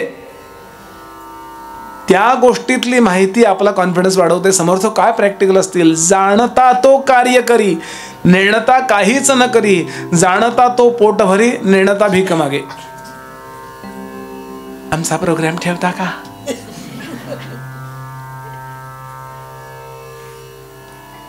माझे गुरुजी मला ज्यांनी इतिहास शिकवला, त्यांचे एकदा प्रवचन ठरवायला आले लोक, महाराज आम्हाला तुमचे प्रवचन ठेवायचे. मी तुम्हाला परवडणारा बुवा नाही, पहिलं वाक्य. असं कसं म्हणता? मी खूप बिदागी घेणारा मनुष्य आहे. बिदागी घेत नव्हते बरं, ते त्यांची परीक्षा घेतली त्यांनी. सांगायचं कारण काय? हा अहंकार नव्हता. ते म्हणाले लोक आपल्याला कमी लेखतात किंवा लोक आपली परीक्षा घेतात म्हणून आपली कॉन्फिडन्स. अहंकार जरा येऊ द्यायचा नाही, पुन्हा सांगतोय. आणि याकरता त्या गोष्टीचं जे वाकबगार होणं आहे म्हणतात ना, निष्णात होणं आहे ना, तो एकमेव उपाय आहे. हे तो प्रगटची असे, जनी पाहता प्रत्यक्ष दिसे, विद्येविण करंटा वसे, विद्या तो भाग्यवंत. विद्या म्हणजे स्पेशलायझेशन. नाही तर एक म्हणले तुम्ही का नाही आला? तुम्ही म्हणले आमच्या वडिलांनी सांगितलं विद्ये करता जावं. विद्या आली नव्हती म्हणले काल कॉलेजला, म्हणून मी पण नाही आलो. गंमत सोडून द्या. विद्या नाही, बुद्धी नाही, विवेक नाही, साक्षेप नाही, कुशलता नाही, व्याप नाही, म्हणून प्राणी करंटा. काय समर्थांचं एवढे लिहून ठेवा तशा आहे तो. विद्या नाही, विद्या शिकावी ही बुद्धी नाही, योग्य निर्णय घ्यावा विवेक नाही, साक्षेप म्हणजे प्रॅक्टिकल असावं ते नाही, कुठल्याही गोष्टीमध्ये वाकबगार कुशलता कुशल असणं ते नाही, व्याप नाही, खूप कष्ट करावे लागतात हो, म्हणून प्राणी करंटा. आणि हे सगळं जिथं असेल, इतुकेही जेथे वसे, तेथे वैभवास उणे नसे, वैभव सांडिता अपैसे पाठी लागे. तुम्ही नको म्हणलात तरी वैभव तुमच्या पाठीमागे लागतं. आणि म्हणून समर्थ सांगतात तुम्ही सद्गुण मिळवण्याच्या मागे लागा. नुसतं छान छान छान असं नको. तुम्हाला येतंय काय? मला समजा कोणी नाहीये आणि अशा ठिकाणी मला पाठवलं, ओळखीचं नाहीये, युट्यूब चॅनल बघितलेलं नाही माझं, हल्ली तो एक प्रकार झालाय. कुठं गेलं की बुवा तुम्ही प्रवचन करता, युट्यूबवर तुमचं प्रवचन पाहिलं, एक सेल्फी. म्हटलं माझी अवस्था तर मोठ्या लोकांची काय अवस्था होत असेल नाही का? कुठेही गावोगावी गेलं की होतं. असा कोणी ओळखीचा नाही आहे. तिथे गेल्यानंतर सुद्धा मी काय करू शकतो? एक गंमत म्हणून हे सांगतो. विनोबा राहायचे पवनारला, त्यांच्याकडे एक प्राचार्य आले. एका मोठ्या कॉलेजचे प्रिन्सिपॉल होते. विनोबांना म्हणाले ते मी 3 विषयात म्हणाले PhD आहे. विनोबांना ते म्हणाले पण मला नुसतं प्राचार्य म्हणतात लोक, आणि तुम्हाला मात्र आचार्य विनोबा भावे म्हणतात. विनोबा म्हणाले तुम्हाला बागकाम करता येतं? त्या विटा अशा लावायच्या असतात ते येतं? कुठल्या प्लॅन्ट नंतर कुठला प्लॅन्ट लावावा, किती अंतर ठेवा माहिती आहे? त्याचं आळं कसं करावं माहिती आहे? टायरचं पंक्चर काढता येतं? नुसतं टेबलावर बसून त्यात सही करायला येते तुम्हाला म्हणले. प्रत्यक्षात ग्राउंड लेवलला उतरल्यावर मला काय येतं याच्यावर माझी किंमत ठरते. समर्थ सांगतात की म्हणून हे सगळं जास्तीत जास्त म्हणजे सगळं आलं पाहिजे. म्हणजे तुम्ही म्हणाल बाबा मला विमान चालवता येतं, पण समजा नाही येतं. विमान चालवता येतं का? आम्ही गमतीनं नेहमी सांगतो विमान चालवलेला मी बुवा आहे, तुम्ही फक्त मागे बसता, मी कॉकपीटमध्ये बसलेला बुवा आहे म्हणलं. म्हणजे सगळ्यांना सगळं येतं. म्हणजे तुम्ही म्हणाल उद्या टेक ऑफ करा, असं जमेल मला? पुण्यात गाडी चालवतो मी. सगळ्यांना येतं असं मुद्दा नाही आहे. मी हे विनोदानं बोललो बरं. सगळ्यांना येतं, पण मला माझा उपयोग काय? मला समजा उद्या काही ओळखत नाही अशा ठिकाणी मी गेलो, मला काय येतं? समर्थ सांगतात हे सगळं मला आलं पाहिजे. जैसी विद्या तैसी हाव, जैसा व्याप तैसे वैभव, तोला सारिखा हाव भाव लोक करीती. काय सांगू मी तुम्हाला. समर्थ म्हणाले पशु पक्षी गुणवंत, त्यास कृपा करी समर्थ, गुण नसता जिणे व्यर्थ तया प्राणी मात्रांचे. आपण छान प्रकारचे प्राणी सांभाळतो, काहीतरी त्यांचा उपयोग आहे म्हणून सांभाळतो ना. प्राण्यांचं उदाहरण दिलंय त्यांनी. पुढे सांगतात समर्थ, या कारणे उत्तम गुण तेची भाग्याचे लक्षण, लक्षणे विण अवलक्षण सहजची झाले. म्हणून त्यातलं ज्ञान, त्यातली निष्णातता मिळवण्याचा प्रयत्न करा. जनामध्ये जो जाणता त्याचा आहे मान्यता, कोणी एक विद्या असता महत्व पावे. मला आपण का नीतू माणकेनं मानत होतो बोला ना. कारण तो ब्लेडनी छोटासा जो काप घ्यायचा ना, ब्लड वेगळं द्यावं लागायचं नाही म्हणतात. त्यांचं पुस्तक वाचलं असेल, पण त्यांना येतंय ना ते. आम्हाला जर ऑपरेशनला बसवलं तर 2 इंच काय 4 इंच काय फाडा, नाही ते फाडतोच आहे. अरे मरून जातील लोक. पुष्कळ लोक असतात ना, पण त्यातले स्पेशलायझेशन ज्यांनी केलंय त्यांचा विचार करावा. अहो कालिदासाचा विचार करा. काल कालिदास कसा होता ना आज कसा होता. सन्मान कशाचा आहे आपल्याला माहितीये. कालिदासाचं लग्न झालं ते फसवून झालं. गुराखी होता तो, एका राज्याचा प्रधान होता. त्या प्रधानाची इच्छा होती माझ्या मुलाशी राजाच्या मुलीचं लग्न व्हावं. राजानं अपमान केला. आपल्या लायकीप्रमाणे तरी बोल की म्हणला, म्हणजे टोचून बोलला तो. ते प्रधानाला आवडलं नाही. नाही जमणार असं म्हणलं तर काही प्रॉब्लेम नव्हता. लायकी काढली, चांगला मुलगा शोधा याच्याकरता. मग त्यांनी ठरवलंच असं, आता या मुलीचं वाटोळच करीन मी राजाच्या, असं ठरवलं त्यांनी. म्हणून कधी वाईट बोलू नये बरं. आणि म्हणून त्या माणसानं, तो प्रधान होता, तो फिरत फिरत अशा ठिकाणी गेला. एक तरुणामान चांगला तेजस्वी मुलगा, अगदी चांगला दिसणारा गोरापान, शेंड्याकडे बसून फांदी तोडत होता. शेख चिल्ली हा म्हणला करेक्ट आहे, मला तपशील वाढवायचा नाहीये.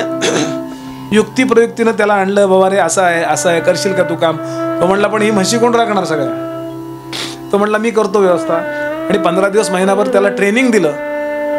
आणि हा राजा आहे मोठा, असं खोटं आणि दिसायला चांगला होता तोंडावळ. आणि लग्न लावलं, लग्न लागलं. आणि आता ते पहिली सुहागरात वगैरे काय म्हणतात ना, त्याच्याकरता तो गेला पुढे. आणि ती दुधाचे भांड बिंड घेऊन, ते असतं ना पिक्चर मध्ये दाखवतात, मग ते जिन्यावर दूध घेऊन येते. तशी ती आली बायको. आणि त्यानं पाहिलं बापरे, मोठीच्या मोठी सेज होती हो. असं मोठंच्या मोठं बेड, त्याच्यावरती चांगल्या रुईच्या कापसाची गादी, त्याच्यावरती चांगला पलंगपोस, त्याच्यावरती जाई जुईची फुलं असं लावलेली. आता तो होता गुराखी. म्हणलं काय जागा वाया घालवली, या 4 म्हशी बसल्या असत्या म्हणलं एवढ्या वेळा. तो त्यातलाच होता. आणि त्यानं इकडे तिकडे पाहिलं, कुठून त्याला घोंगडी मिळाली, घोंगडी टाकली, मस्त झोपला कोपऱ्यात एका. कारण तेच काम करणार होता तो माणूस. आपल्याला ऐकीप्रमाणेच वागतो तसा तो तिथे. आणि झोपला, घोरायला लागला. आणि बायको आली, न पाहिलं तो तिथे झोपलेला पाहिला. आणि कळलं, शार्प होती, बुद्धिमान होती. तिला कळलं आपली फसवणूक झाली. फार बोलली नाही, तिने तलवार काढली अशी त्याला इथून उडी मारून चालता हो. आणि निघाला तो. अपमान झाला तेवढं कळणारा होता. आणि गावातल्या जगदंबेच्या मंदिर, गावाच्या बाहेर असणाऱ्या जगदंबेच्या महाकालीच्या मंदिरात गेला.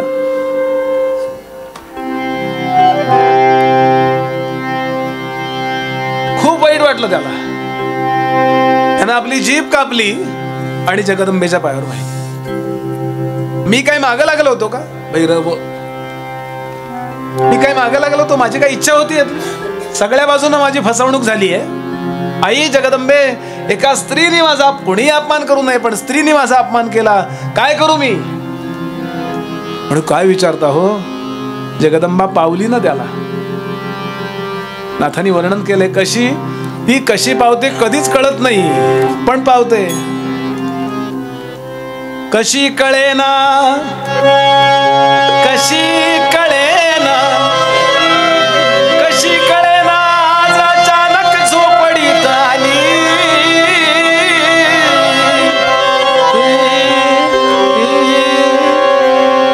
नवसाला पावली नाही माझी नवसाला पावली हो नवसाला पावली गाई माझी नवसाला पावली हो नवसाला पावली गाई माझी नवसाला पावली लाल रवीचा मळवट भरला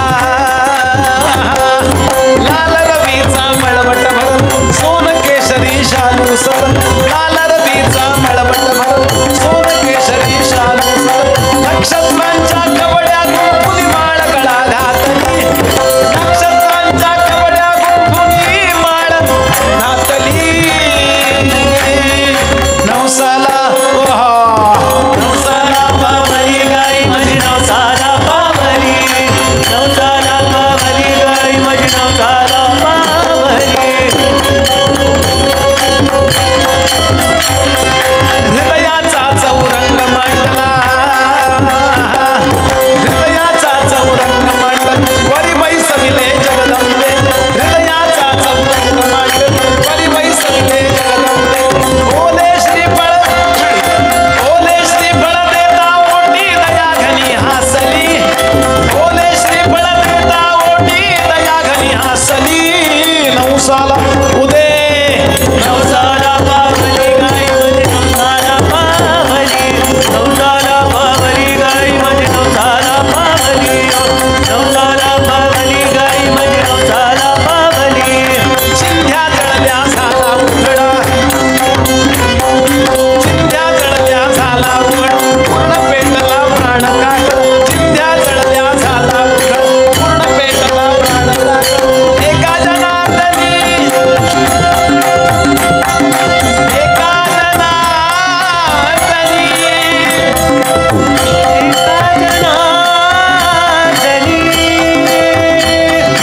एका जनार्दनी एका जनार्दनी म्हणे जोगवा आनंदी गोंधळी एका जनार्दनी आनंदी गोंधळी नवसाला नवसाला पावली गाई माझी नवसाला पावली नवसाला पावली गाई माझी नवसाला पावली नवसाला पावली गाई माझी नवसाला पावली उदे उदे उदे उदे उदे श्री जगदंब उदयोस उदयोस उदयोस तडफड जी झाली आहे ना त्याचा परिणाम जगन्माता प्रगट झाली काली माता चरणावर लोटला तो साष्टांग नमस्कार घातला जवळ घेतलं बाळाला खूप रडला माय माझी काय चूक सांग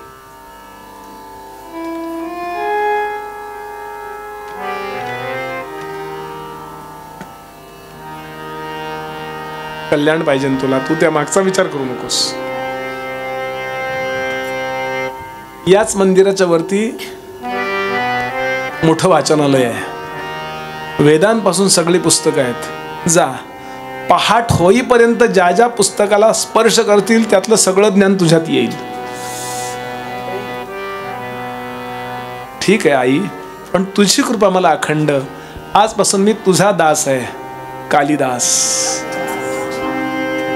आणि एक एक गोष्टींना असा स्पर्श करत गेला आणि किती मोठे आहेत कालिदास माहितीये एकदा केव्हा तरी कवी संमेलन भरलं होतं आणि सरस्वती माता प्रगट झाली होती अशा रूपात प्रत्यक्ष तेव्हा सगळ्या कवींनी विचारलं श्रेष्ठ कवी कोण आहे तेव्हा सरस्वती माता म्हणाली मला आवडणारा सगळ्यात श्रेष्ठ कवी दंडी आहे कवीर दंडीही कवीर दंडीही कवीर दंडीही न संशया कालिदास रागावले हो मी कोण आहे त्वमेव साक्षात अहम काय कालिदास असतील कशामुळं विद्यार्थ्यांनी विचार करायला पाहिजे कशामुळं त्यांना जे येतंय त्याच्यामुळं तुमच्याकडे मोबाईल किती लाखाचा आहे याचा संबंध नाही हो तुमचे इंस्टाग्रामवर फॉलोअर्स किती आहेत काही उपयोग नाही त्याचा फेसबुक फ्रेंड्स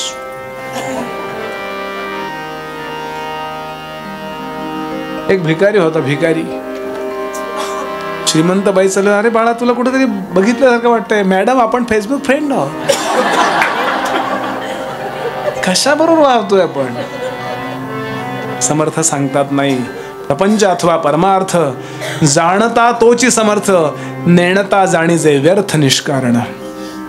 म्हणून जाण पण मिळवा म्हणजे ज्ञान मिळवा त्या विषयातलं. आत्मज्ञान हा नंतरचा भाग आहे. ज्या विषयात तुम्ही आहात त्या विषयातलं तुम्हाला ज्ञान आहे का? नाही यायचं कारण तुमच्याकडे इफिशियन्सी नाही आहे मुद्दा नाहीये, तुम्ही आळशात आहे. किंमत कशाची हो? माझा इन्स्ट्रुमेंट मेकॅनिकचा डिप्लोमा झाला पूर्ण. आमचे सर होते कुलकर्णी सर म्हणून सातारला. आमच्या सातारला एक परदेशातलं मशीन आणलं होतं एका कंपनीने. मोठं मशीन होतं, 10 लोकांचं काम एकटं करायचं, पण ते बंद पडलं.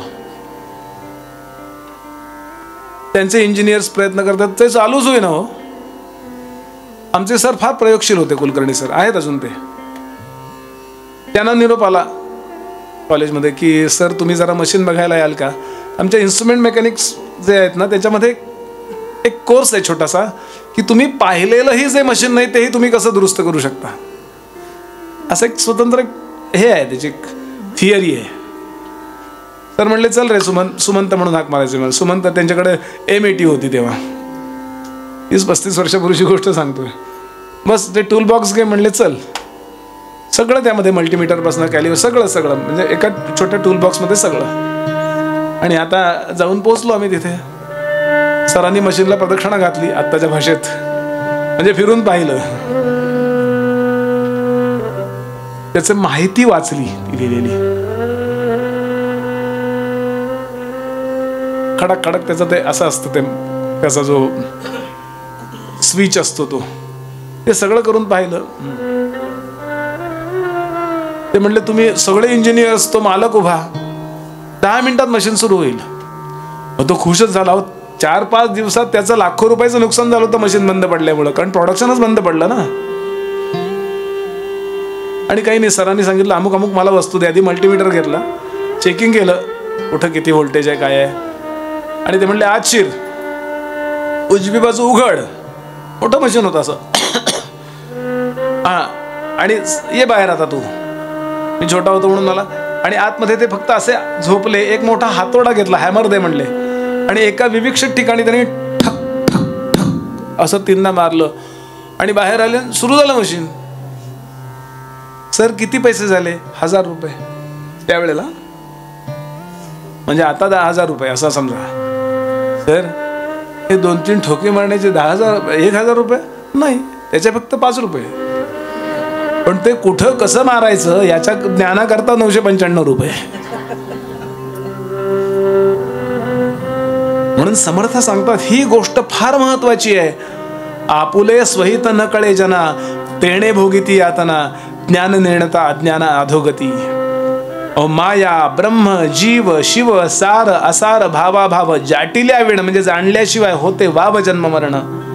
कोण करता निश्चयेसी. आता वेदांताकडे आले ते. कोण या जगाचा करता? बद्ध मोक्ष तो कोणासी, ऐसे जाणता प्राणियासी सुटका घडे. जाणीजे देव निर्गुण, जाणीजे मी तो कोण, जाणीजे अनन्य लक्षण म्हणीजे मुक्त.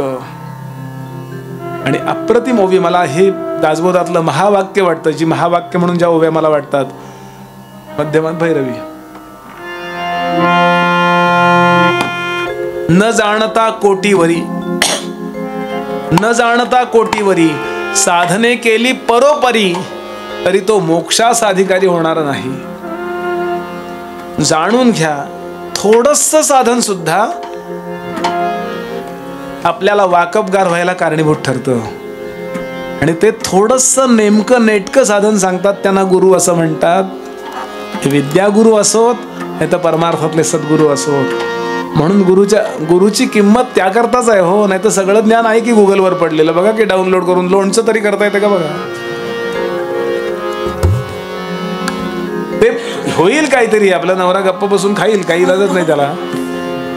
पण एखाद्या आजी जवळ जा आणि तिनं सांगितलेलं लोणचं करा. पाठा सकट ज्या वेळेला आपण ते चिरतो ना, त्यावेळेला त्या लोणच्याला वेगळी चव येते. वांग्याची भाजी करताना त्याचे काटे न काढता जर वांग्याची भाजी केली तर त्या काट्यातली चव उतरते. खाताना काढायचंय ते. हो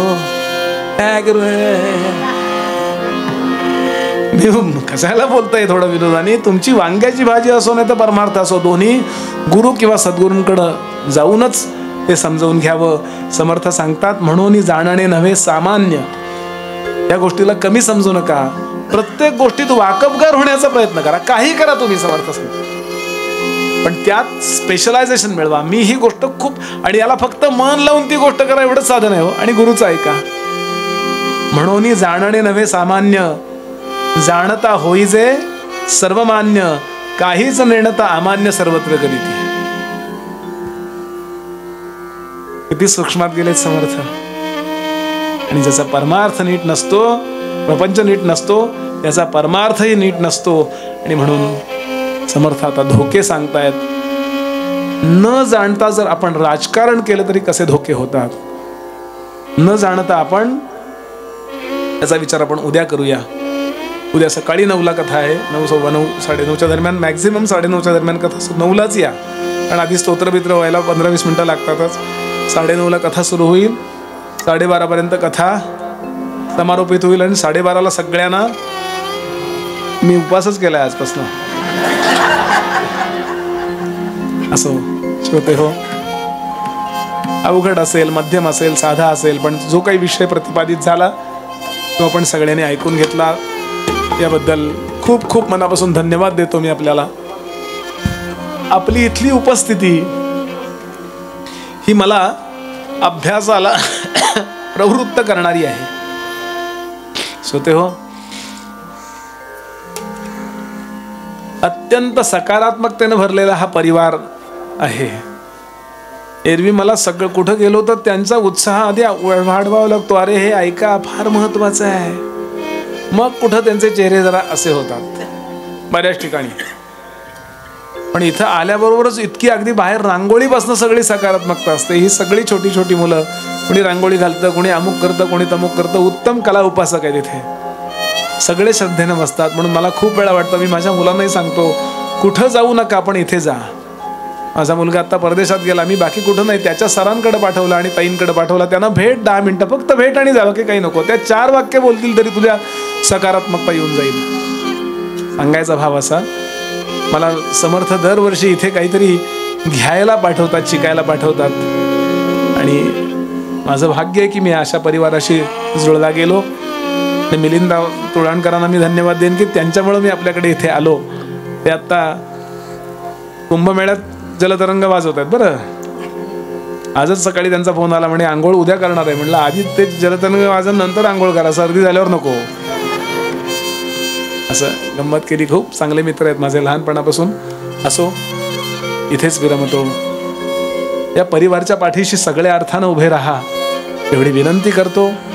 या परिवारमध्ये आपल्या मुलांना, नातवंडांना मुद्दाम, आणि यात काही स्वार्थ नाही आमचा, माझाही नाही त्यांचाही नाही, चांगल्या प्रकारे या जगामध्ये प्रसृत व्हावी ही ज्ञानाची व्यवस्था एवढी असली तर तळमळ आहे. या दृष्टीने आपण सगळे एकत्र जमूया आणि चांगलं कार्य करूया. आता पिलू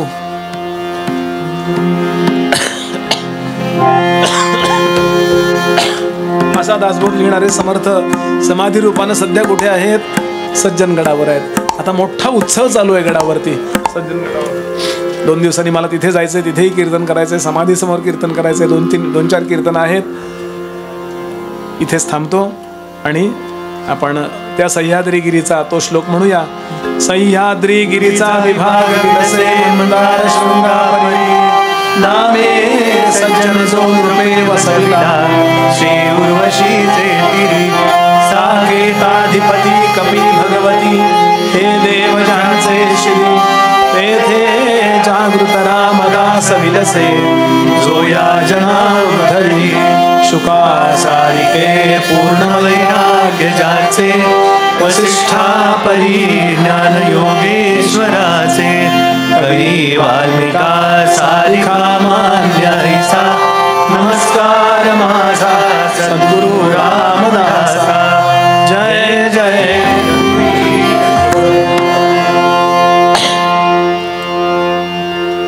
वेदांत संगीता काव्य सिंधू भरला, श्रुती शास्त्र ग्रंथ गीता, साक्ष संगम केला, महानुभाव संत